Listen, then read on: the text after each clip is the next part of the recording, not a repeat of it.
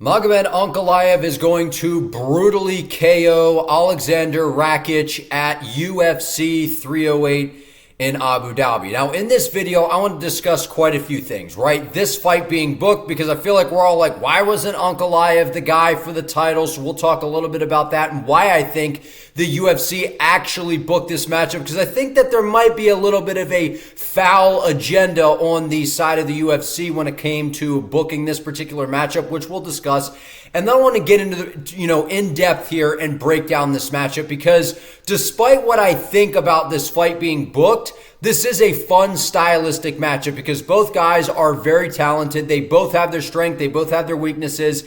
And I want to, go in depth and break this thing down. But I want to address what I think is kind of foul here by the UFC, right? It's no mystery that UFC 308-1 is like the second coming of UFC 300. I mean, when you look at this card, this thing is absolutely stacked from top to bottom. I mean, UFC 300, you could say tops it, I guess, because, from the early prelims to the main card, like we had title fights, we had absolutely everything, big names all over the card. But in terms of this card, you have outstanding prospects all throughout this thing. And then when we get to the main card, we have outstanding fighters. But this fight between Ankalaev and Rakic, it really stands out to me. And why I think that there's a little bit of foul play here is I feel like we're all in the ballpark of, look, Magomed should have gotten the next title shot. He should have been the one taking on Aleksandar Rakic. And the way that the timeline and the different things have kind of shaken out for the UFC, it just didn't work out that way. Is that because Magomed maybe took a shit on Dana's desk or something? Because it seems like no matter what Magomed does, Dana White and the UFC are dismissive of this guy. I don't know if that's the case, but to me, it seems that way. Like, this dude is going to really have to do something wild in this fight to earn that title shot, because ever since he and Jan Blachowicz went to a draw, they have not been fair, in my opinion, to Magomed Ankalaev. But Magomed has the opportunity to put this in his hands and make it no question that he will be the next guy to take on Aleksandar Rakic, assuming he gets through Khalil Roundtree. Now, why I think there's a little bit of foul play here. Why is it Aleksandar Rakic that's taking on Magomed Ankalaev, right? Rakic is coming off of a loss to Jiri Prochazka at UFC 300. Why is Rakic being rewarded with Magomed Ankalaev, who is presumably basically the number one contender who should have gotten a title shot, who's getting skipped and being outcasted? Why does Rakic get this matchup? Why does he get to fight Magomed Ankalaev? He's coming off of a loss. I don't care that he was doing well against Jiri Prochazka, because at the end of the day, he got finished. He got finished by Jiri, and he gets rewarded by fighting the number one contender in Magomed Ankalaev? It makes no sense to me. I don't get it. I understand Jiri just got KO'd at 303. He had to step in against Poatan. But we have Jamal Hill. We have Jan Blachowicz. If those guys are not healthy and ready to go, we have Volkan Oezdemir. Give him the rematch against Magomed Ankalaev. He's been on an absolute tear. So this matchup, to me, seems a little bit foul in the sense that the UFC goes, we don't want Magomed to run into Aleksandar Rakic. We don't want that nightmare matchup for Poatan. So what are we going to do? We're going to give Magomed a stylistic matchup that should give him trouble. And what I mean is a guy that's going to throw a ton of leg kicks, because that has been the kryptonite, so it seems, of Magomed since he has been in the UFC. But what I have seen in his most recent outings is improvements in the style of Magomed that is going to make the UFC, is going to backfire on the UFC, because I think that there's a foul agenda here, right? The guy not getting the title shot, all this and that. But I want to move on from that and break down this fight, because I want to talk about what Aleksandar Rakic brings to the table, and then we will talk about Ankalaev and why I think he is going to brutally KO Rakic. Because with Aleksandar Rakic, right, this is a guy that ever since he's been in the UFC, one of the first things you notice is the dude is a unit for light heavyweight. He is tall, he's big, his legs are absolutely massive. But one of the weird things about him is it's kind of like Paulo Costa. How Costa's at middleweight, he's this big yoked up dude, but he doesn't have particularly great power in his hands. He's got good power in his kicks,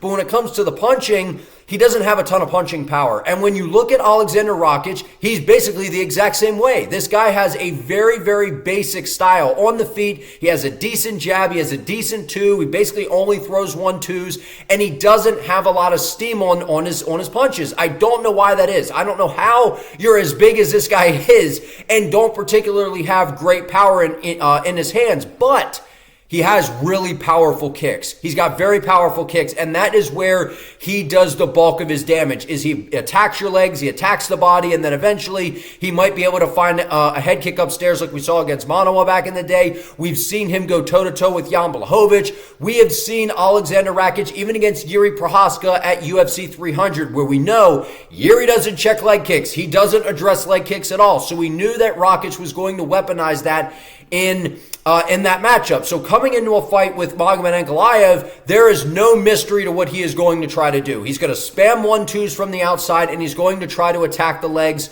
of Magomed Ankalaev. Now, what also wouldn't surprise me is if we see Rakic resort to some of the grappling. Now, I know that Ankalaev does have very, very good grappling, which I still would give Magomed the edge when it comes to the overall grappling, especially the wrestling. Rakic is a big, powerful guy, and he knows that Ankalaev is very explosive. It would not surprise me because Rakic does a good job in the clinch. He's got some good knees, some good elbows. I could see him looking to try to take some of that explosiveness away from Magomed and some of that speed and kind of slow the fight down a little bit, drag him into the clinch, beat up the body with some knees, and try to make this a closer quarter type of fight, attack the legs. That is absolutely going to be the game plan of Aleksandar Rakic. The problem is Magomed Ankalaev. Let's talk about Ank now. This man has not only been, and he's one of my favorite fighters in case you can't tell. So I'm trying not to be biased. Maybe I'm a little biased here, but I absolutely love Magomed Ankalaev. And the reason for that being his attitude. The guy he's quiet. He doesn't say a word. I know people are like, oh, Ankalaev said this in the media. And it's his fucking management and his team probably tweeting for the guy. The guy is quiet. He shows up and is like an assassin in there. He doesn't, there's no trash talk. There's no anything. He gets in there and just performs. And I love a fighter like that that's respectful, goes in there and handles their business. And Magomed Ankalaev has made several adjustments over his past few fights, but most in particular, the Johnny Walker matchup that I think is going to make this fight incredibly hard for Aleksandar Rakic, because the Magomed Ankalaev that we saw, for example, against Jan Blachowicz, he was very wide in that boxing-based stance because Magomed, he is an outstanding striker, right? Everyone talks about how he's the nightmare matchup for Poatan, and they're like, oh, the wrestling, the grappling, the this and the that, and yeah, that's part of it. But Magomed is a striker, man. He is a striker through and through, and people just hear, they're like, oh, Magomed Ankalaev, and they're like, he must be a grappler. And it's like, no, this dude is an outstanding grappler, yes, but he has unbelievable striking. He has very good timing. He has very good footwork. He has very good speed, and he is an outstanding counterer. And what Aleksandar Rakic does is he just kind of moves forward. He loads up on his kicks, and when he does throw those basic combinations, he is open to being countered. And I believe that he is going to try to attack the legs of Ankalaev. But what we saw in the Johnny Walker matchup, we saw Ankalaev rely on a lot of Muay Thai-like techniques instead of being so wide and bladed like he was against Jan Blachowicz, where he got his leg beaten to shreds. He narrowed down his stance. He stands up a little bit taller. You'll see him still in a boxing stance where he can be a lot more elusive and bounce in and out of range and try to snipe you with that left hand that he has or that right hook that he has. It's absolutely nasty. But he will go from that to being very mobile in that stance to then being up a little higher and those hands up on a little bit of it more of a Muay Thai stance. And why? To be able to deal with the leg kicks. And not only that, he started switching stances, going to that, because he's a southpaw, going to that orthodox stance, being able to negate the leg kick. Because one thing that I think people are going to miss, and that's why I'm breaking this down early, is Rakic has not really been in there with a devastating southpaw before. Everyone that he's been, fighting recently in the UFC, the top competition, have all been orthodox style fighters. So those big kicks that Rakic is throwing are going to be a little bit dead because Ankalaev is a southpaw. So they're going to be coming across, and he doesn't have a particularly good switch kick. And that's what Jan Blachowicz has that was troubling Ankalaev. Is one, Jan has trained Muay Thai most of his life. He has no problem going shin to shin with you, but he also hides the low kicks behind the hand. Jan Blachowicz throws really good combinations. The left hook to the body, right hand upstairs, and then will throw that chopping lead leg kick against a southpaw.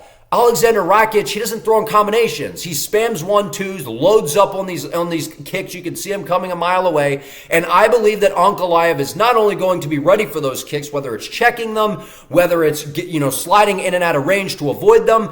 I think that he is going to march Rakic down because he's not going to respect the boxing abilities of Rakic, right? Outside of his legs getting battered or a head kick landing, Rakic is going to get decimated by Magomed in this fight because Ankalaev is one, he's got a point to prove, right? He feels like he's been done dirty by the UFC here. He knows with an impressive win, there is no denying him. And I think he goes out there. He tries to work to the inside to take away the leg kicks of Aleksandar Rakic because what Yuri Prochazka showed us against Alexander at UFC 300, yes, it seemed like Yuri wasn't going to be denied that night. It seemed like no matter what Alexander did, that Yuri was going to win that fight. He just willed himself to victory. But we saw that if you can make Rakic fight in the phone booth and you don't let him sit at range and kind of have this pick and poke, jab fest and then blast, hard leg kicks from the outside, he almost has nothing else for you in terms of the striking. So I believe that Magomed Ankalaev, not only is he the better fighter, but I believe that he has the grappling advantage. So even though I think Rakic is going to try to look to the grappling, I don't know if he has a lot of success there. Magomed Ankalaev is very fast and clever on the feet, right? People kind of just talk about him as this, yes, he has knockout power. Yes, he has the grappling, but it's the way he approaches the striking, the footwork, bouncing in and out of range. He has a nasty pull two that he likes to throw. He has a wicked right hook. He's got a very good left kick that he throws to the body, to the head, even to the legs sometimes. And then when you think that the round kick is coming, he throws that nasty front kick up the middle that we've seen him hurt people with badly. I believe that Ankalaev is not only going to brutally KO Aleksandar Rakic, but I believe that it is going to be a performance that when you see this, there is no possibility that you are going to be able to skip over this man next. There's no way you're going to be able to skip over him next. He's going to be next in line despite whether Poatan wins, or I guess if Khalil somehow pulled it off, they'd try to do a rematch. Ankalaev should have gotten the shot. He's going to go out there. He's going to knock out Rakic, and then he is going to be next in line. But from what I have seen, from breaking down the film, because one opponent, as I mentioned throughout this video, that they have in common, Jan Blachowicz, right? A world-class fighter, a guy that's fought the who's who, a guy that's a very well-rounded fighter. And we saw, yes, Rakic did get hurt in that fight with Jan Blachowicz. But when you look at stylistically of how those fights played out, yes, Jan Blachowicz is as tough as they come. He was right there with both guys. Rakic had some moments. Ankalaev had some moments. Ankalaev, to me, is the more well-rounded fighter. He's faster, and I think that his speed and just how ferocious he is, especially when he throws that left hand, if he misses, he steps through into that orthodox stance, and now he throws that short right hook that we saw him land on Johnny Walker. Ankalaev's vicious. He's got a point to prove. I think he goes out there and takes care of business and decimates Rakic at UFC 308. But I want to hear from you all down in the comments. Like this video. Like I said, comment your thoughts down below. Do you agree with me, or do you think Rakic gets this done? Subscribe to the channel and turn on the notification bell so you do not miss an upload. I appreciate you all. See you next time.